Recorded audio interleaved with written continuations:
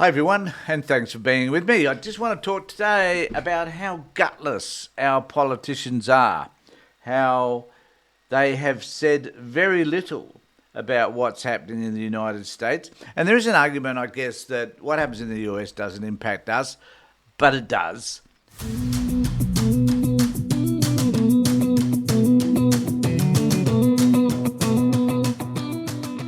And we need to have politicians who can stand up against an expression of ideas that are counter to our own values and our own beliefs and our own political system for that matter. And it is about time that Albanese and his mate Peter Dutton chose to make a stand against the most horrible behaviour of Donald Trump. Now, Trump's popularity is waning and his aggression is increasing, and his comments about other people, particularly those in the media, and I guess specifically Rachel Maddow, are horrible, to say the least.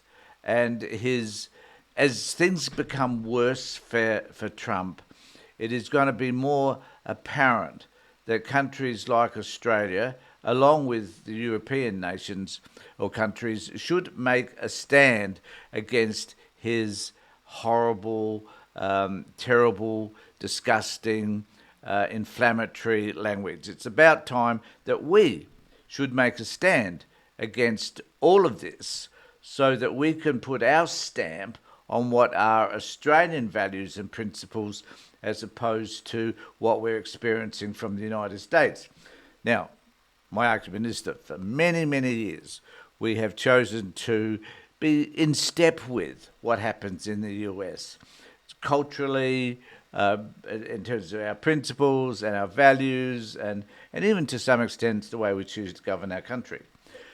But the time has come when we need to find a way to separate ourselves, to cut the umbilical cord, to be responsible for what happens in our own region, and to ensure that that responsibility is based on our own application of law, international law, and decency.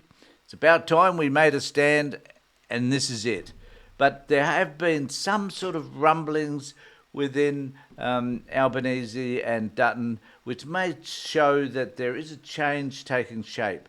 But they refuse to step over that line. They refuse to be able to make a stand against stupid, irresponsible things that Trump may say, simply because they believe that the best way to negotiate with Trump is by diplomacy.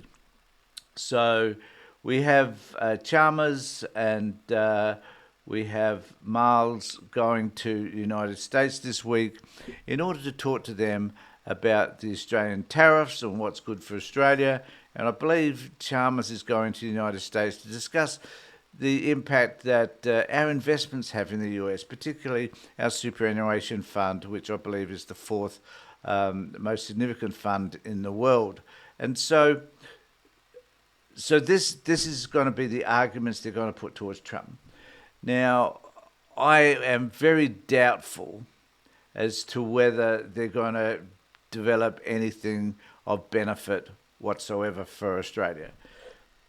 And my point will be that if they don't, if nothing comes from these discussions, if Trump is just as antagonistic and a pain in the ass as he always has been, and he rejects Australia's pleas to lessen the tariffs, to have exemptions for us on the tariffs, to accept the part that we play in the United States, given that we have a surplus with them, so that we import far more than we export to them. So, given all of that, if nothing happens, then that will be the time when our politicians need to make a stand. And I would suggest that that stand will be well supported by the public. So the question really becomes, what is it that has been said? And there's an article on the ABC that talks about this. And I quote, this is Albanese, well, what I've said is that I won't give ongoing commentary on everything that Donald Trump says.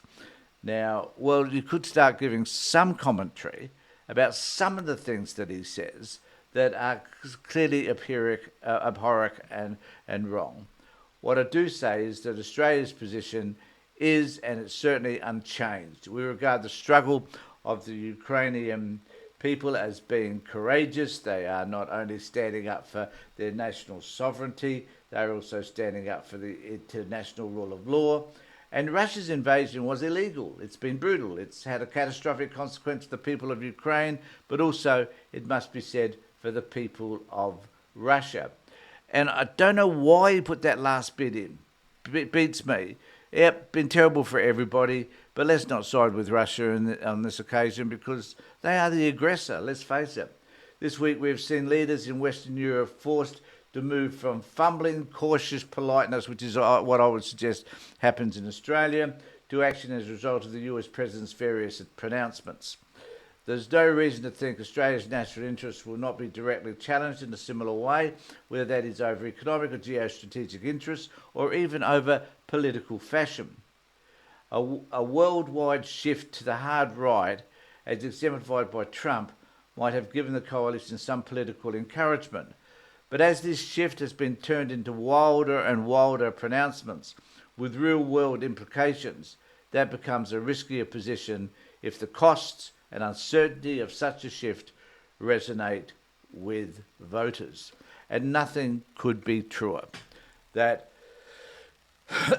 even though there has been a shift right and there's been an election this weekend in Germany, which has shifted their politics further to the right, but not to the extreme right, just the Conservative Party, but the FSB have gained considerable support, which is a bit worrying in itself.